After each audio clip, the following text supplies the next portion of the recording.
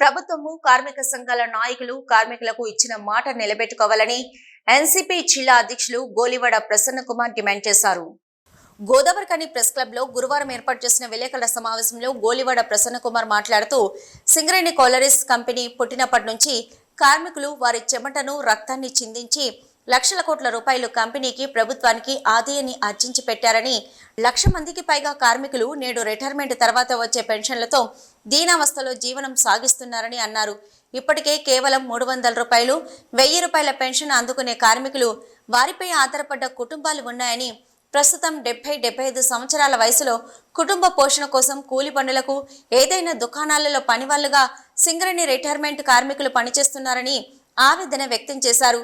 పెరిగిన ధరలకు అనుగుణంగా రిటైర్ అయిన ప్రతి సింగరేణి కార్మికునికి వృద్ధ వయసులో గౌరవప్రదంగా జీవించేలా వారందరికీ కనీస పెన్షన్ 18,000 రూపాయలు చేయాలని, అలాగే 20,000 మందికి పైగా సింగరేణి కార్మికులు మారు పేర్లతో తీవ్ర ఇబ్బందులు పడుతున్నారని, వారి కుటుంబ సభ్యులు సింగరేణి ఆసుపత్రిలో వైద్య సదుపాయాలు పొందడానికి పెన్షన్లు తీసుకోవడానికి ఇబ్బందులు ఎదుర్కొంటున్నారని తెలిపారు.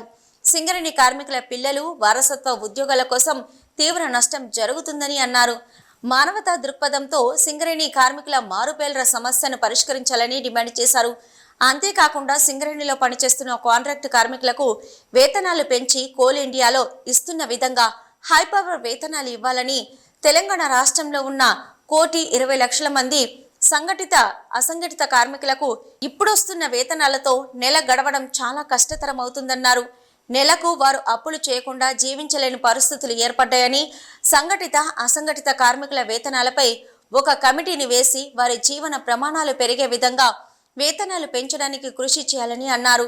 సింగరేణి సంస్థ తెలంగాణ ఆర్థిక వ్యవస్థ అభివృద్ధికి జీవనాడి అని, తెలంగాణ రాష్ట్రంలో 16 అసెంబ్లీ 3 ఎంపీ స్థానాల్లో విస్తరించి ఉన్నదని, అన్ని నియోజకవర్గాలలో కాంగ్రెస్ పార్టీ అభ్యర్థులని ఎమ్మెల్యేలుగా ఎంపీలుగా ప్రజలు అఖండ మెజార్టీతో గెలిపించారని, ప్రజాప్రతినిధులతో సమన్వయం చేసుకుని సింగరేణి కార్మికుల సమస్యలను, కాంట్రాక్ట్ కార్మికుల సమస్యలను, సంఘటిత అసంఘటిత కార్మికుల సమస్యలను రాష్ట్ర సీఎం దృష్టికి తీసుకెళ్లి పరిష్కరించడానికి కృషి చేయాలని బి జనక్ ప్రసాద్కి గోలివాడ ప్రసన్న కుమార్ బహిరంగ లేఖ విడుదల చేశారు. అంతకుముందు గోలివాడ ప్రసన్న కుమార్ కార్మికులకు రాష్ట్ర ముఖ్యమంత్రి Revanth Reddy minimum wages advisory board chairman B Janak Prasad ఇచ్చిన హామీలను వీడియో ద్వారా ప్రదర్శించారు. తెలంగాణ రాష్ట్రం లోపల సింగరేణి సంస్థనే గుండెకాయ లాంటిది. ఆర్థిక అభివృద్ధికి వెన్నుపూసైనటువంటి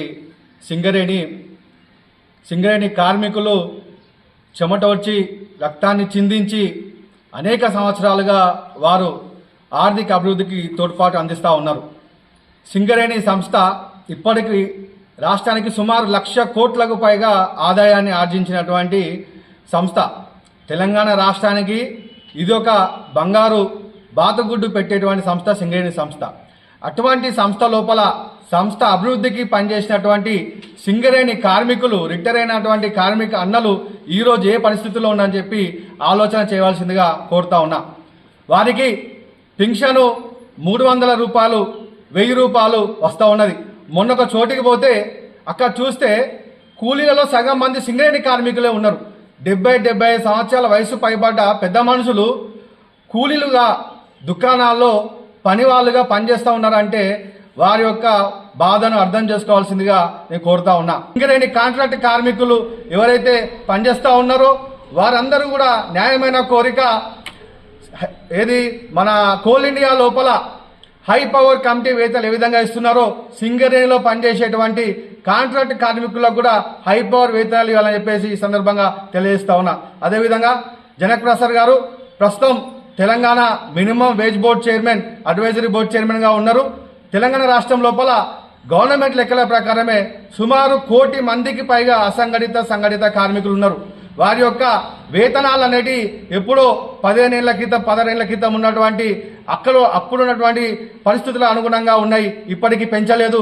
మేము జనక్ ప్రసాద్ గారిని కోరుతా ఉన్నాము, అయ్యా తెలంగాణ ప్రాంతంలో ఉన్నటువంటి అసంఘటిత సంఘటిత కార్మికులకు ఒక కమిటీ వేసి, ఒక మేధావుల కమిటీ వేసి, ఒక గ్రౌండ్ లెవెల్ లోపల మీరు పూర్తి విచారణ చేసి ఇప్పుడున్న పరిస్థితులకు అనుకూలంగా వేతన సవరణ చేయాలని చెప్పేసి ఈ సందర్భంగా పత్రికాముఖంగా తెలియజేస్తూ ఈ విలేకరుల సమావేశంలో ఎన్సీపీ పార్టీ జిల్లా నాయకులు చెన్నూరి నాగరాజు, విద్యార్థి నాయకులు నాగుల శివకుమార్, యువజన నాయకులు మొలుగురి మహేష్, కుమరి నాగార్జున, అక్కపల్లి చంద్రశేఖర్, ఆజాద్, పొడిశెట్టి మణిదీప్, మహిళా నాయకురాళ్లు గోలివాడ సరిత, గుంటి విజయలక్ష్మి, భద్రీలక్ష్మి, మామిడిపల్లి రాజేశ్వరి, ఇరుకుల లక్ష్మి, కాంపెల్లి శంకరమ్మ, దానవేన రమ తదితరులు పాల్గొన్నారు.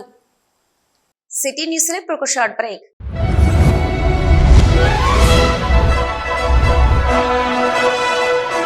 పెద్దపల్లి జిల్లా గోదావరికని పారిశ్రామిక ప్రాంతంలో మొట్టమొదటిసారిగా అధునాతన టెక్నాలజీతో ఎంఆర్ఐ స్కాన్ సేవలు అందుబాటులో. First MRI in coal belt area. Krishna MRI scan centre 24 గంటలు emergency service. Krishna MRI scan centre, Lakshminagar, Godavarikhani. మా వద్ద MRI brain, whole spine, whole abdomen, MRCP, urogram, renal angiogram, ఇవే కాకుండా బాడీకి సంబంధించిన అన్ని రకాల ఎంఆర్ఐ స్కాన్స్ మా వద్ద చేయబడును. Contact 8886246777 99085552928. Krishna neuro super speciality hospital, Lakshminagar, Godavarikhani. మొట్టమొదటిసారి న్యూరో ఫిజిషియన్ వైద్య సేవలు ఇప్పుడు మన గోదావరికన్లోని డాక్టర్ ఎండిడిఎం న్యూరో ఫిజిషియన్, మెదడు, వెన్నుముక మరియు నరాల వ్యాధుల ప్రత్యేక వైద్య నిపుణులు. Doctor Uma Dheeti MBBS, fellowship in non invasive cardiology, clinical cardiologist, గుండె వైద్య నిపుణురాలు. Krishna neuro super speciality hospital, Lakshminagar, Godavarikhani.